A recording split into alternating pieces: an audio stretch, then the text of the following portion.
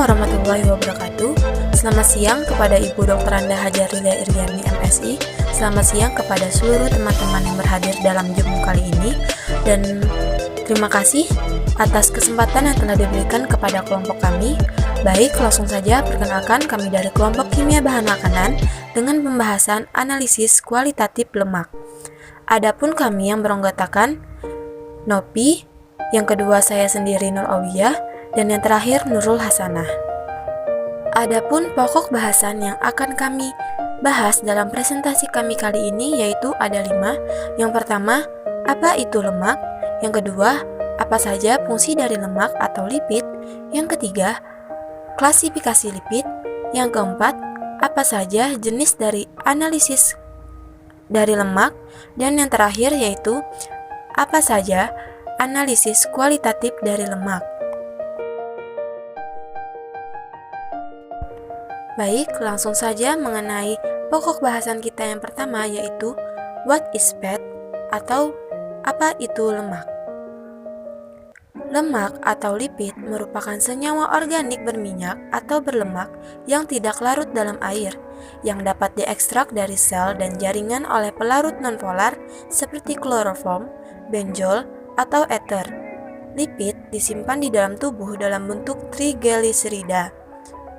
Struktur molekulnya kaya akan rantai unsur karbon, CH2, CH3, CH2, sehingga lemak mempunyai sifat hidrofob. Selanjutnya yaitu what is the functional of fat atau apa saja sih fungsi dari lemak?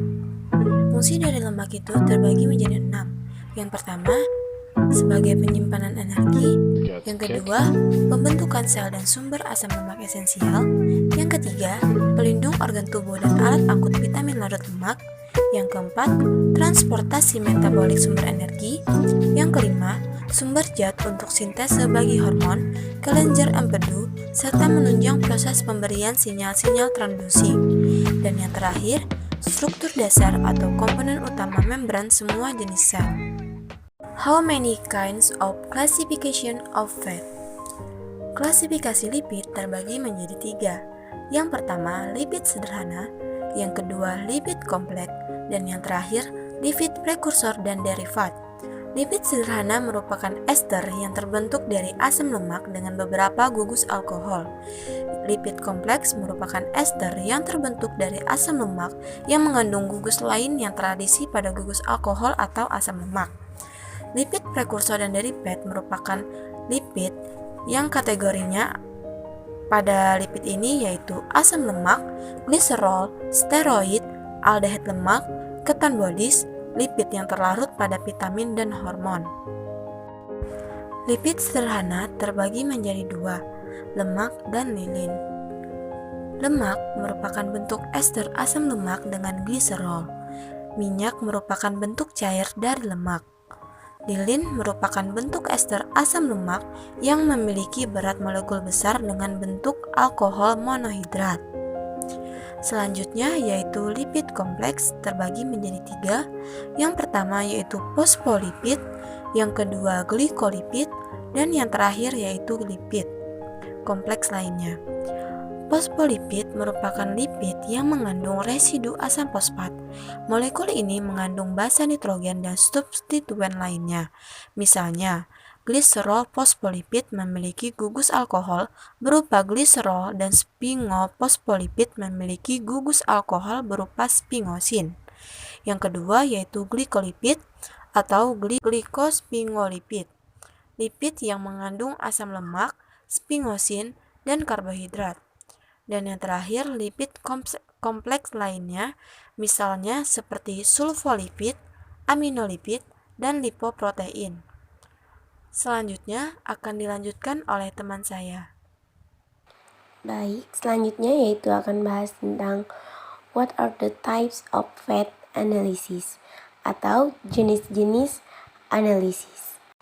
Jenis-jenis analisis lemak yang memiliki tujuan untuk mengetahui sifat yang terdapat pada lipid, yaitu ada kelarutan, kepolaran, kejenuhan lipid, dan keteknikan lipid. Analisis lipid terbagi menjadi dua metode. Yang pertama ada analisis kuantitatif dan yang kedua ada analisis kualitatif. Lalu, ada berapa banyak jenis tes analisis kualitatif lemak yang ada di sana? Mari kita ikuti penjelasan berikutnya. Analisis kualitatif lemak merupakan analisis kimia ada atau tidaknya komponen radikal, ion kation atau molekul. Penentuan adanya lipida atau lemak dalam suatu bahan dapat dilakukan dengan berbagai macam analisa. Salah satunya adalah dengan menggunakan analisa kualitatif untuk menentukan adanya lipida atau tidaknya. Ada beberapa uji yang dapat dilakukan. Tetap simak. Yang pertama, ada uji kelarutan lipid, di mana uji ini terdiri atas analisis kelarutan lipid maupun derivat lipid terhadap berbagai macam pelarut. Dalam uji ini, kelarutan lipid ditentukan oleh sifat kepolaran pelarut. Telah diuji dari beberapa sampel untuk kelarutan lipid seperti pada gambar. Selanjutnya ada uji acrolein, di mana uji kualitatif lipid, yaitu dalam uji ini terjadi dehidrasi gliserol dalam bentuk bebas atau dalam bentuk lemak bahkan minyak yang menghasilkan aldehid acrylate atau acrolein. Menurut SCI Teach Encyclopedia 2008, uji acrolein digunakan untuk menguji keberadaan gliserin atau lemak ketika lemak dipanaskan setelah ditambahkan agen dehidrasi yang akan menarik air, maka bagian gliserol akan terhidrasi ke dalam bentuk aldehid tidak jenuh atau dikenal sebagai acrolein yang memiliki bau seperti lemak terbakar dan dengan ditandai adanya asap putih. Adapun contoh uji coba yang telah dilakukan oleh acrolein seperti pada tabel di bawah. Selanjutnya yang ketiga yaitu ada uji ketidakjenuhan pada lipid. Uji ketidakjenuhan digunakan untuk mengetahui asam lemak yang diuji apakah termasuk asam lemak jenuh atau tidak jenuh dengan menggunakan reaksi Ayet-Hubel. Ayet-Hubel ini digunakan sebagai indikator perubahan. Asam lemak yang diuji ditambah kloroform sama banyaknya. Tabung dikocok sampai bahan larut. Setelah itu, tetes demi tetes reaksi Ayet-Hubel dimasukkan ke dalam tabung sambil dikocokkan dan perubahan warna yang terjadi terhadap campuran itu diamati. Seperti pada tabel di samping, yang menggunakan sampel minyak kelapa, asam alat, mentega, asam palmitat, margarin, lemak hewan, dan minyak tengik. Nah, pada uji ketidakjenuhan ini, reaksi Ayet-Hubel akan mengoksidasi asam lemak yang mempunyai ikatan rangkap pada molekulnya, yang menjadi berikatan tunggal. Nah, warna merah muda yang hilang selama reaksi menunjukkan bahwa asam lemak tak jenuh telah mereduksi reaksi Ayet-Hubel. Kemudian yang keempat ada uji ketengikan. Uji kualitatif lipid lainnya adalah uji ketengikan. Nah, dalam uji ini diidentifikasi lipid mana yang sudah tengik dengan yang belum tengik yang disebabkan oleh oksidasi lipid. Nah, penentuan yang dilakukan adalah bilangan peroksida, jumlah karbonil, oksigen aktif, uji asam tiobarbiturat, dan uji Oven-Skal. Yang pertama yaitu jumlah karbonil. Jumlah karbonil ditentukan tidak secara langsung dengan menambahkan senyawa tertentu yang dengan karbonil membentuk warna lalu dititrasi. Cara Kreis memakai reaksi fluoroglucinol, sedangkan cara Lavin-Clark memakai pelarut 2,4 dinitrophenylhydrazine. Kemudian yang kedua ada bilangan peroksida. Bilangan peroksida ditentukan berdasarkan jumlah iodin yang dibebaskan setelah lemak atau minyak ditambahkan dengan Ki. Lemak direaksikan dengan Ki dalam pelarut asam asetat dan kloroform 2:1. Kemudian, iodin yang berbentuk ditentukan dengan titrasi memakai Na2S2O3. Kemudian yang ketiga ada uji asam tiobarbiturat. Uji asam tiobarbiturat ini dipakai untuk menentukan adanya ketengikan.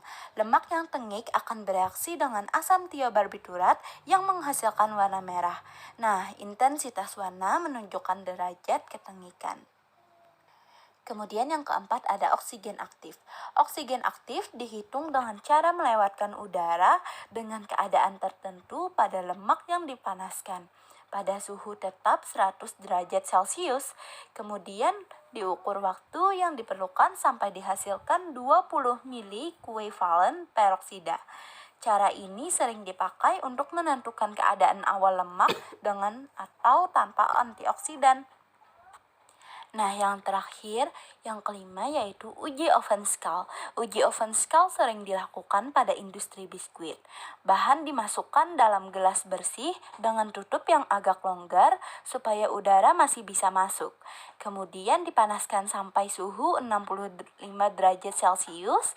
Dalam selang waktu tertentu diukur bau dan rasanya. Berikutnya yang kelima ada uji Salkowski untuk kolesterol.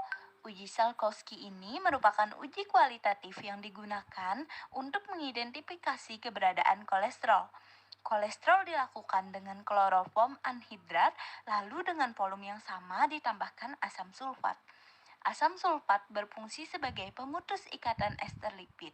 Nah, apabila dalam sampel tersebut terdapat kolesterol, maka lapisan kolesterol di bagian atas menjadi berwarna merah dan asam sulfat terlihat berubah menjadi kuning dengan warna fluorescence hijau. Yang keenam, uji Lieberman-Buchard. Uji Lieberman-Buchard ini merupakan uji kuantitatif untuk kolesterol. Prinsip uji ini adalah mengidentifikasi adanya kolesterol dengan penambahan asam sulfat ke dalam campuran. Sebanyak 10 tetes asam asetat dilarutkan ke dalam larutan kolesterol dan kloroform dari percobaan Salkowski. Setelah itu, asam sulfat pekat ditambahkan. Lalu tabung dikocok perlahan dan biarkan beberapa menit. Mekanisme yang terjadi di dalam uji ini adalah ketika asam sulfat ditambahkan ke dalam campuran yang berisi kolesterol, maka molekul air berpindah dari gugus C3 kolesterol. Kolesterol kemudian teroksidasi membentuk 3,5 kolestadiena. Produk ini dikonversi menjadi polimer yang mengandung kromofor yang menghasilkan warna hijau. Warna hijau ini menandakan hasil yang positif. Sekian presentasi dari kami mengenai analisis kualitatif lemak. Jika ada salah kata, mohon dimaafkan. Terima kasih atas perhatiannya.